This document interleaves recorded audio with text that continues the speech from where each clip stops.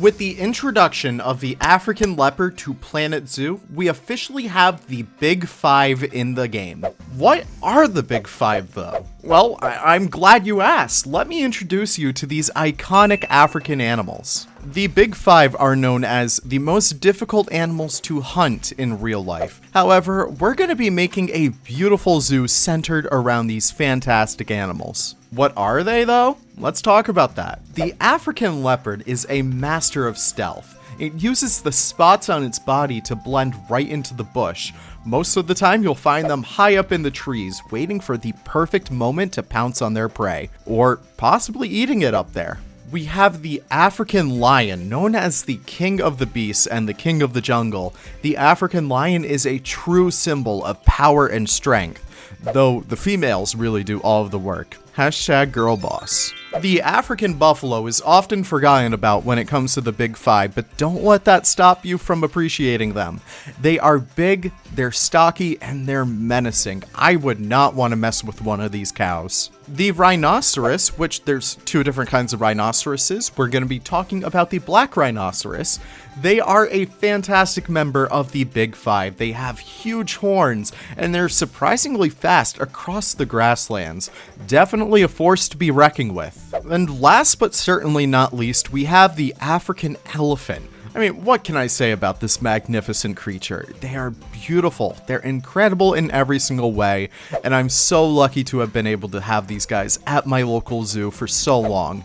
They're truly impressive to watch. So, with all five of these animals together, there was nothing else to do other than build a zoo dedicated to them. Welcome to Mkulu Tano Safari Park. In Swahili, Tano roughly translates to 5, and Mkubwa, in our case Mkulu, to big, as this park is made for the Big Five of Africa. However, before we get there, we need to work on an entrance. The one that you see me putting together here is very much based off of the San Diego Safari Park, located in Escondido, California. This is my favorite zoo of all time. If someone asks me what the best zoo I've been to is, the San Diego Safari Park takes the cake. As you walk through this park, you really do feel like you're on a safari, and I really wanted to have that come across in this park as well. I'm using a lot of thatch to make the main roof. In Africa and so many other parts of the world,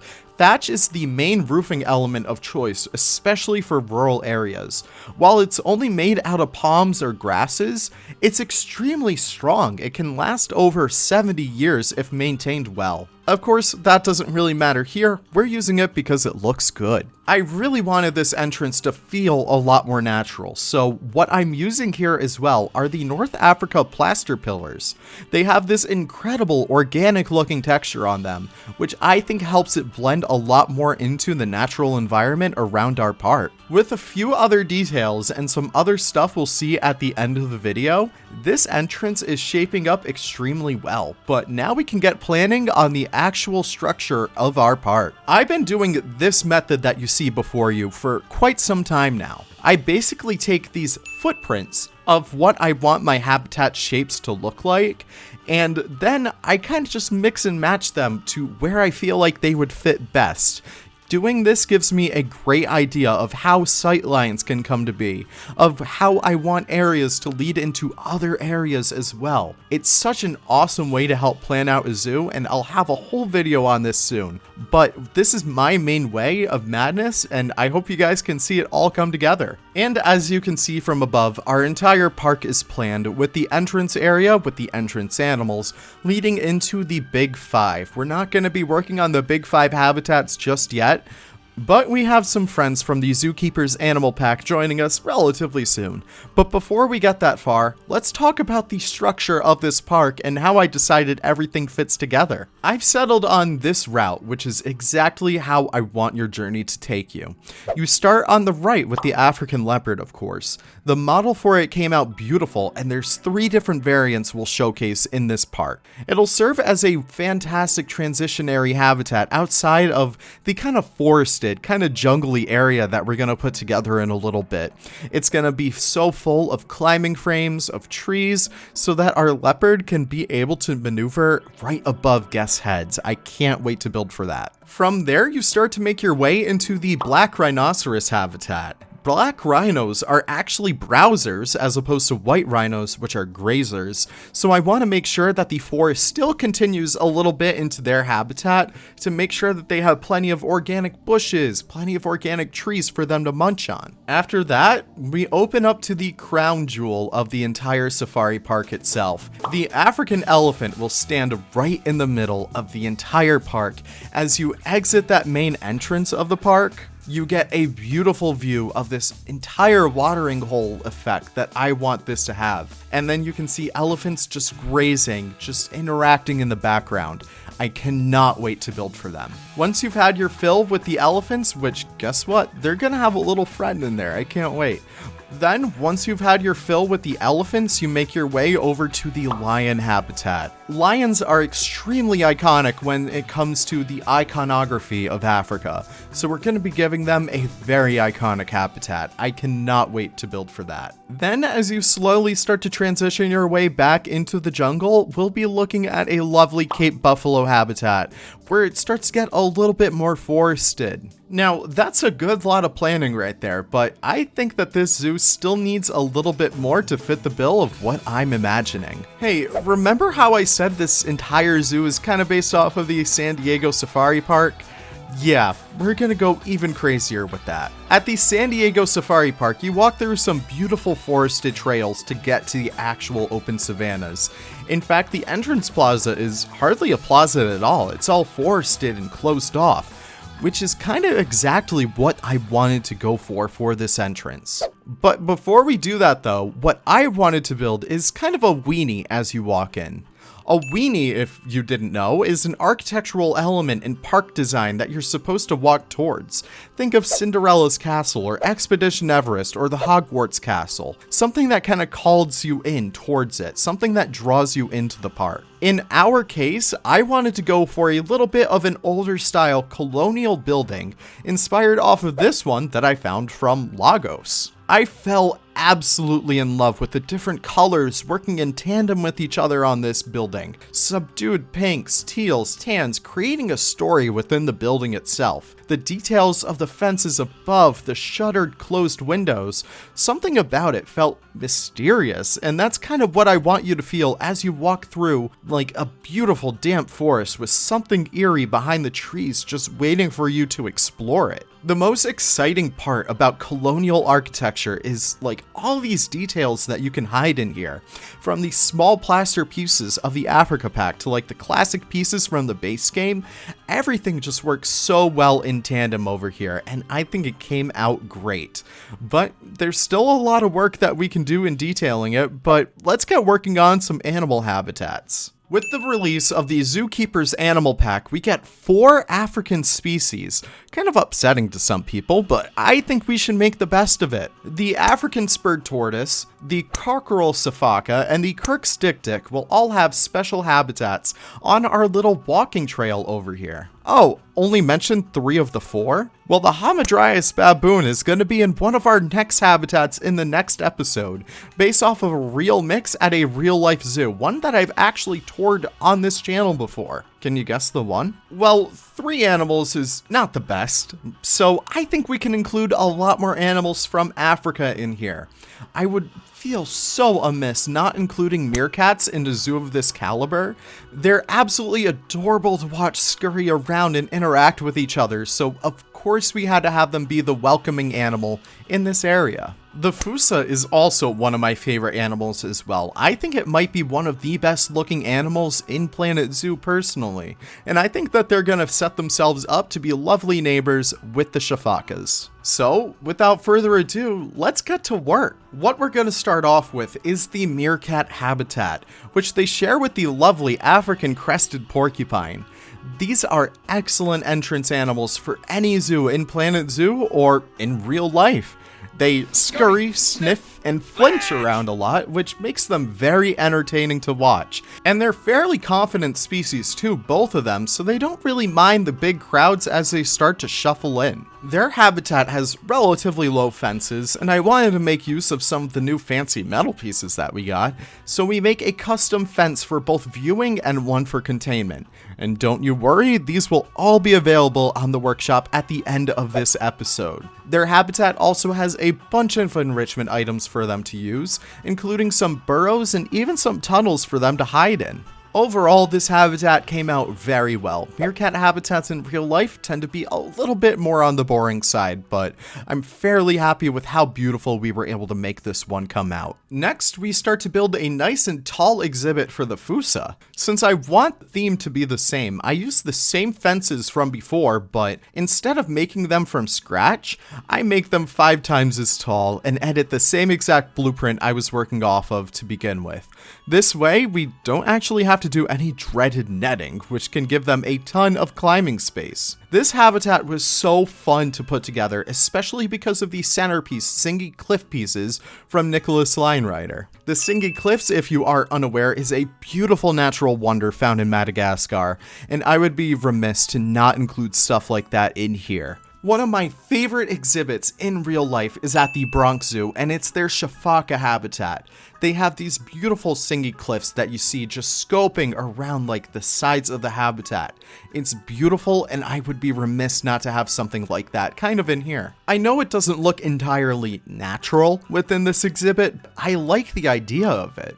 Zoo exhibits in real life are sometimes like that. They challenge the idea of nature.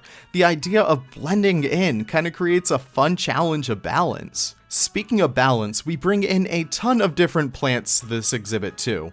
I wanted to make it feel a little bit more Malagasy compared to the other habitats, so we're using some of the plants from the Oceania pack. I know we don't have a lot of iconic Malagasy foliage like cacti, but we're supplementing it with some other ones, and I think it comes out pretty well. They just can't poke their fingers on it. After adding some plants and some climbing frames, the Fossa habitat is finished, and our 2 little weird mongooses can start to explore their habitat now.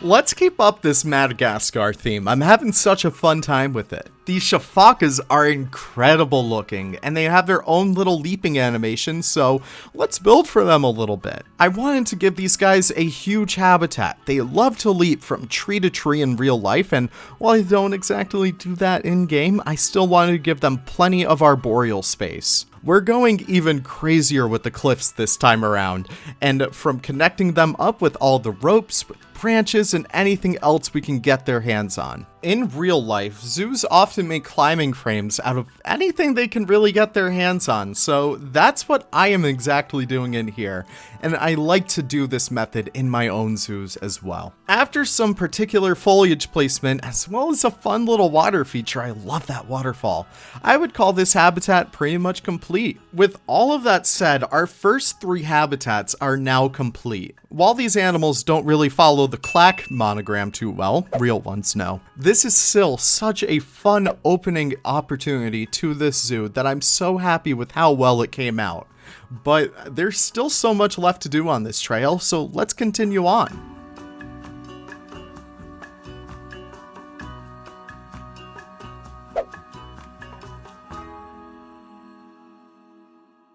Next, we're moving on to the 2 new animals from the Zookeeper's animal pack, the Kirk's Dik-Dik and the African spurred tortoise. I absolutely love the model on the spurred tortoise. It's so detailed, and while it's not necessarily an interesting choice, I love the fact that it's an animal I used to love and use in Zoo Tycoon 2, and now it's here. Their habitat isn't all too interesting though, but I tried my best to make it fun. It wasn't until halfway through making this habitat though that I learned they can actually use the burrow enrichment item.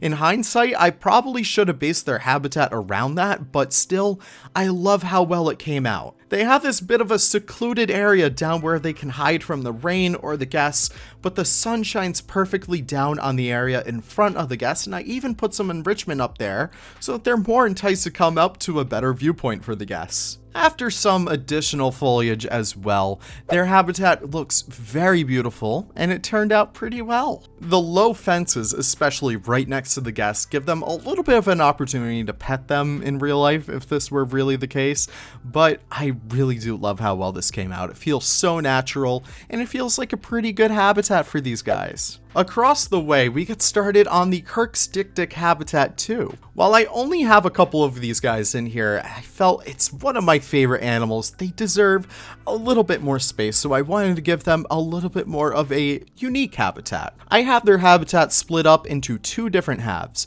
One down below, which has a scratching post and some other enrichment items, but I also gave them a higher view in the back of their habitat.